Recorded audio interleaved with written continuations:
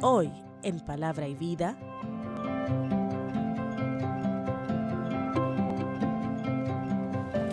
vamos a tocar un personaje del Génesis. El personaje va a ser Noé. Conocidísima ficha, vamos a entrar en ella.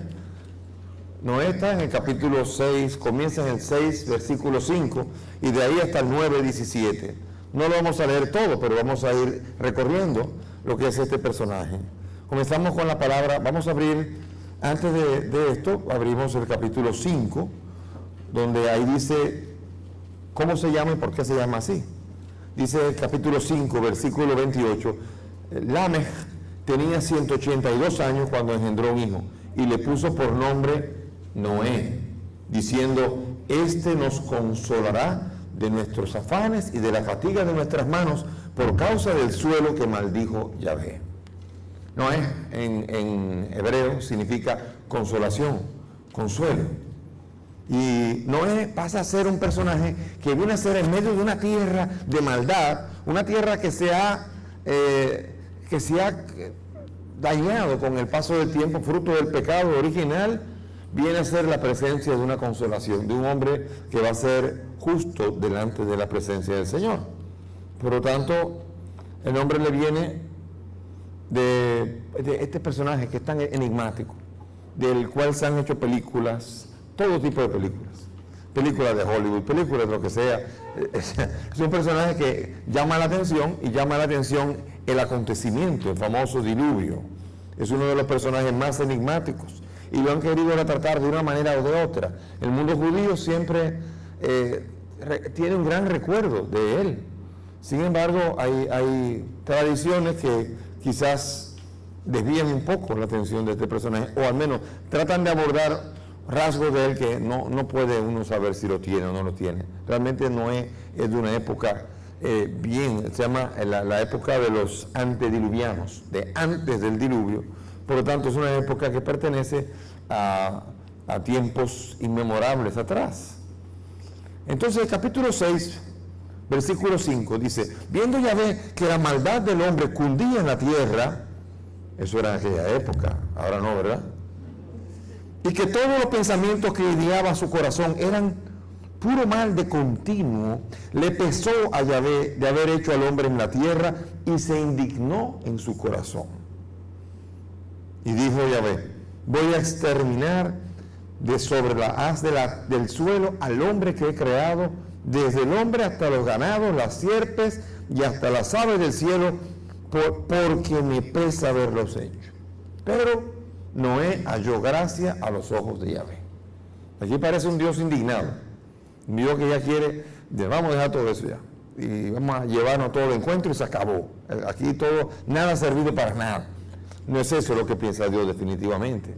Yo creo que el que piensa así es el autor que está pensando cómo debe Dios definitivamente pensar.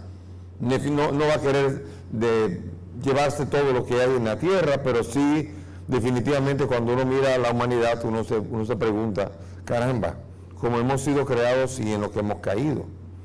Y él entonces le manda a entrar al arca, le manda a construir el arca.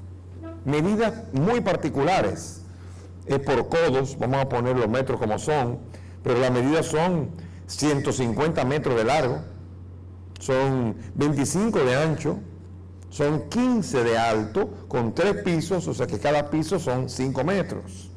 Aquí estamos hablando de verdaderamente las medidas de un transatlántico. Barcos como ese no se habían creado hasta el siglo XIX. No se conocía el metal, algo imprescindible para poder hacer una estructura de este tipo. No se conocía el metal, no había manera de que con él, porque el único colaborador que tenía Noé era su mujer, sus hijos y las esposas de sus hijos. O sea que con 8 personas no se puede construir un transatlántico de esa manera. Las medidas son exorbitantes. ¿Cómo hacer un navío así? ¿Cómo puede elaborarse un navío de este tamaño?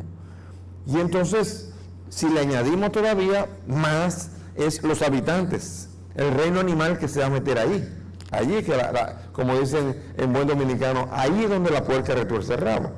Cuando tenemos que meter allí, y primero que nada, para recoger a todas las especies, hoy día, con toda la tecnología, tenemos que recorrer 20.000 kilómetros para poder recorrer y buscar las especies que hay, 1.700 especies de mamíferos más o menos, 987 de reptiles, 1.200.000 especies de insectos, 10.000 especies de aves, y no digamos los peces, no digamos las plantas.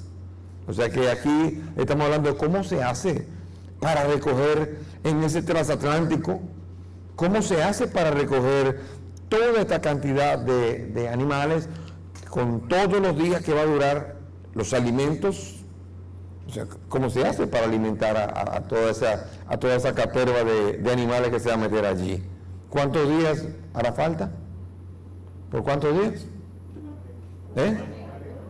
40. Lean después, vayamos al 724 para que vean.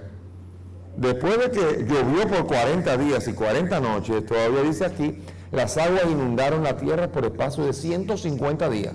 O sea, una cosa fue subir y ahora 150 días para bajar. Aquí estamos hablando de por lo menos 6 meses. Toda una temporada metido ahí dentro todos esos animales. ¿Ven? O sea que uno va calculando y uno dice, no va, eche los números y no va dando. Hay problemas entonces. Y uno cuando piensa todavía más, ahora que vemos la tierra cómo está, con sus 509.000 millones de kilómetros cuadrados de agua, y que tiene que llenarlo hasta las montañas más elevadas. Estamos hablando aquí de que lo que está narrando definitivamente, imagínense la nube, lo que tiene que contener. O sea, tratemos de echar números y tratemos de echar todo esto, y aquí estamos viendo definitivamente que hay un problema para calcular eso.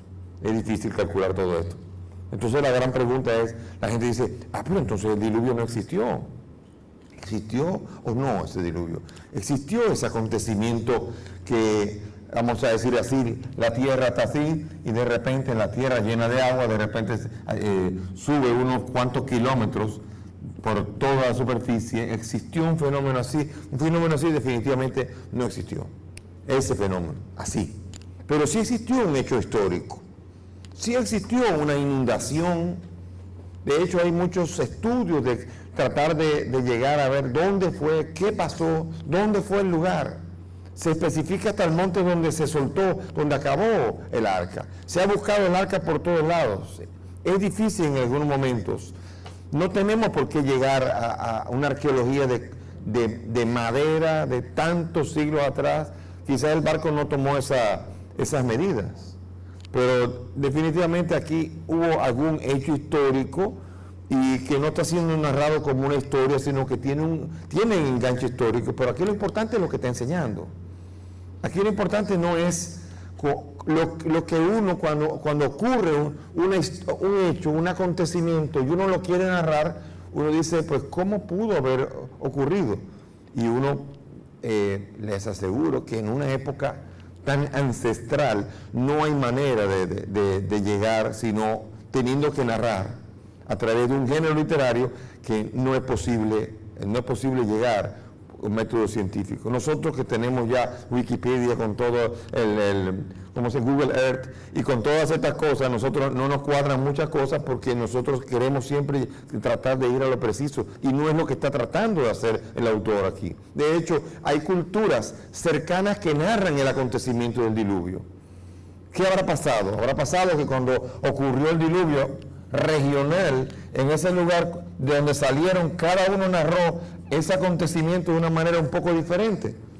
Usted lo ha oído muchas veces, cuando ocurre un accidente, pídale a 3 o 4 que narren el accidente, y hay diferencia.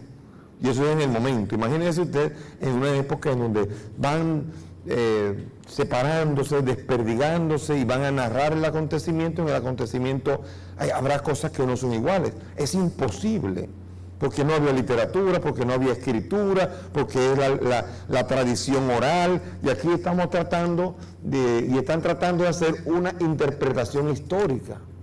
Aquí está tratando de decir, aquí lo que está pasando fue que el hombre pecó, y como pecó, esto viene a ser una consecuencia de que se hizo algo mal. De hecho, esa es la mentalidad en la mayoría de las culturas y también en la mentalidad judía. Si me pasa algo malo, algo le hice a Dios. De hecho, todavía entre cristianos, que no deberíamos estar pensando en eso, cuando a alguien le pasa una, dos o tres cosas seguidas, dice, ¿y qué le habré hecho yo a Dios? Y de una vez uno comienza a querer asociar la historia, y uno lo que está haciendo es una interpretación de la historia. Y está diciendo, le he hecho algo a Dios, Dios me tiene pique, yo le he hecho una cuanta, y ahí me viene, eso es, se le dice algo. Y eso es lo que Jesús mismo viene a desenmascarar cuando en el capítulo 9 de Juan, ¿se acuerdan que hubo un ciego de nacimiento que le trajeron a él? Vio pasar un hombre ciego de nacimiento, dice Jesús, y le preguntaron a los discípulos, Maestro, ¿quién pecó, él o sus padres? Porque si a él le pasó algo así, es que algo fue que hizo, o él o sus padres, pero eso fue, toda desgracia viene por algo malo que hicimos. Esa es la interpretación histórica que también hace el autor del diluvio ante una inundación, ¿entienden? ¿Y qué responde Jesús? Jesús dice, ni él pecó ni sus padres. Esto ha sucedido para que se manifieste en él la gloria de Dios. Y Jesús lo cura y ayuda a interpretar mejor la historia. No todo lo malo que nos ocurre, no necesariamente que le hemos hecho algo a Dios. Así que esto, nosotros racionalmente podemos ya llegar a esas conclusiones sin tener que comenzar a quedarnos con mentalidades supersticiosas o mentalidades en las cuales creemos que hay un Dios que está definitivamente echado ahí a darnos manotazos por culpa de algo que le hemos hecho a nosotros. Eso es una visión tan pobre de Dios que poco a poco se va a ir revelando hasta que culmine en Jesucristo el Señor. ¿Existió o no el diluvio? Un fenómeno así no existió, pero sí hubo una gran inundación en esta época. Esta narración no tiene valor histórico, pero es basado en algo como tal.